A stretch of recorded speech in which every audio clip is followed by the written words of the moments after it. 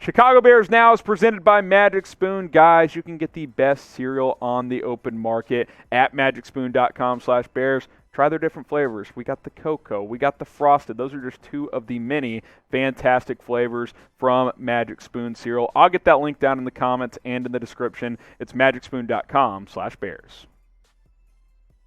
All right, today's video is Chicago Bears trade candidates. 5 players that the Bears could trade away to another team. So we'll go ahead and go one by one here. Number 1 is Nick Foles, the quarterback, the guy we've been talking about since the offseason. He, of course, still remains with the Bears as the third-string quarterback. And the Bears would obviously like this to happen, right? They would like to get him to another team that could help him out. You could save a couple $1,000,000 and get him off of your books, and he's just not really needed at this point in time. You've got Justin Fields as your starter. You've got Andy Dalton as your QB2, your veteran voice in the locker room. Does Nick Foles provide veteran leadership, and has he helped Justin Fields out? I believe so, but at the end of the day, you just don't really need him. So if you can get even a 6th or a 7th round pick for Nick Foles, I think it's worth it. Now, do teams want Nick Foles? Last year in 7 starts, this is what he did.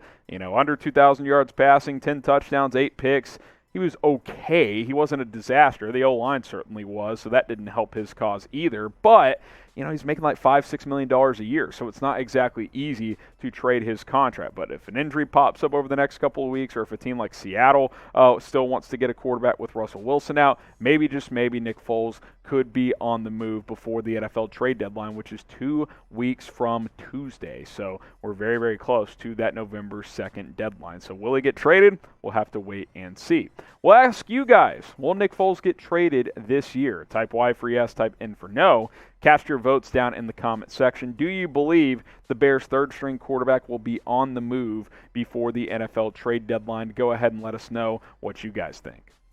And while you're at it, why don't you guys subscribe to the channel? The latest Bears news, rumors. We do weekly live streams on Tuesday and a whole lot more. Watch parties, injury reports. Sometimes we do some game previews. We do it all. It's youtube.com/Bears Now. Subscribe to the channel. Spread the word. Let's continue to grow this show. All right, next trade candidate for Chicago, Allen Robinson. I would have never said this even a couple of months ago, but the fact of the matter is A-Rob just hasn't been that productive this year. He hasn't been that good this year, and I don't know if he wants to be in Chicago. And if he doesn't want to be with the Bears, then maybe it makes sense to trade Allen Robinson. Maybe it makes sense to go in a different direction and try to get a good draft pick for him and just move on. I think there's a good chance he's gone after this year anyway, with him playing on the franchise tag. And if that is the case, then maybe it makes sense to trade him and get something for him so you don't have to go through a tag and trade scenario or more contract negotiations. I still believe that the Bears would have been better off by extending him, but that ship has sailed. So maybe now it makes sense to trade him elsewhere, roll with Darnell Mooney as your number 1, get the tight ends more involved, and go play with what you got. What should the Bears do with Allen Robinson? Type K for keep him, type T for trade him. Let me know what you guys think down in the comments. What should the Chicago Bears do with Allen Robinson? Type K for keep, or you can type your T for trade. This will be the pinned comment on today's video, so if you get hit with the YouTube ad break, go ahead and scroll on down and answer right there.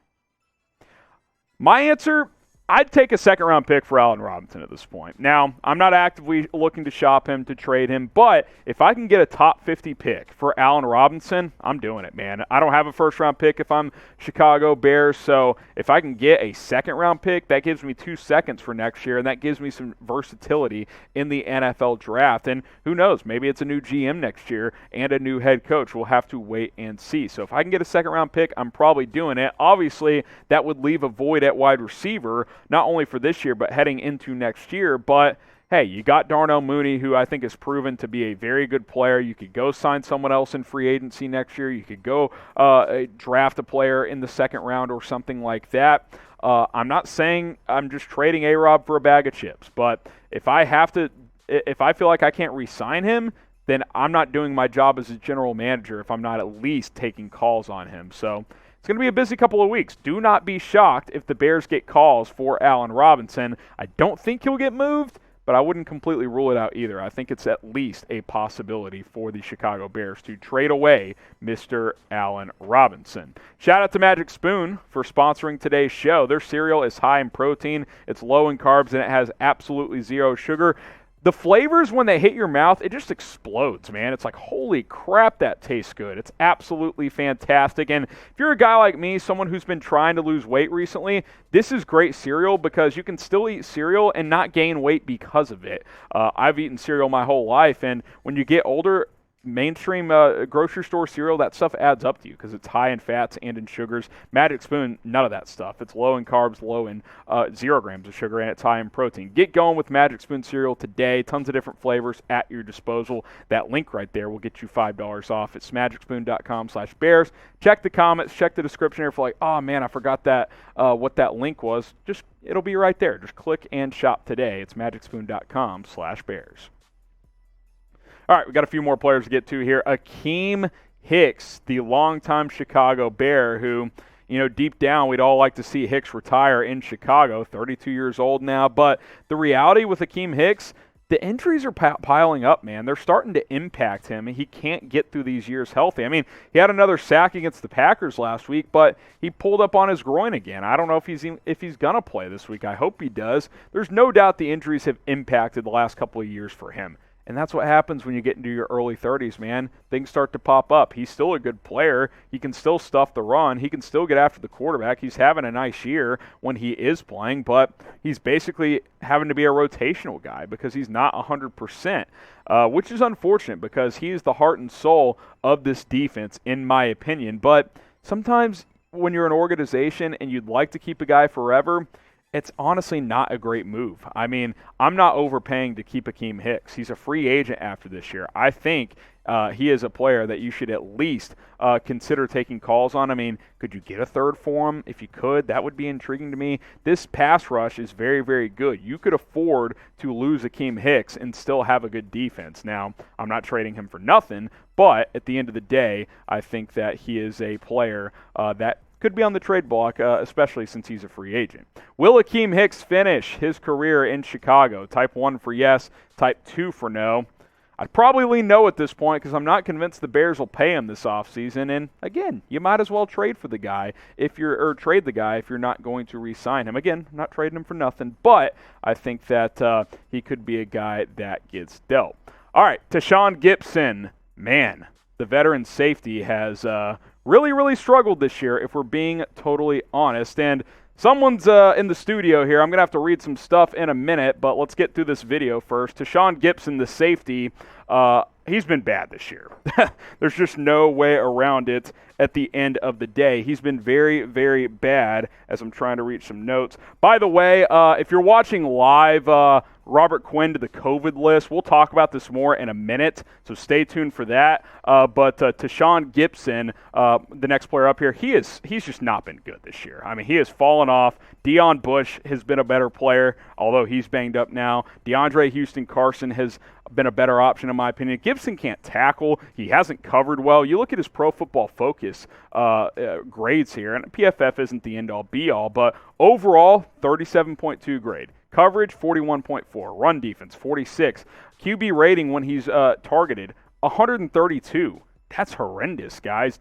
Tashaun Gipson is not the same player that he was last year. Deion Bush and DHC are better players.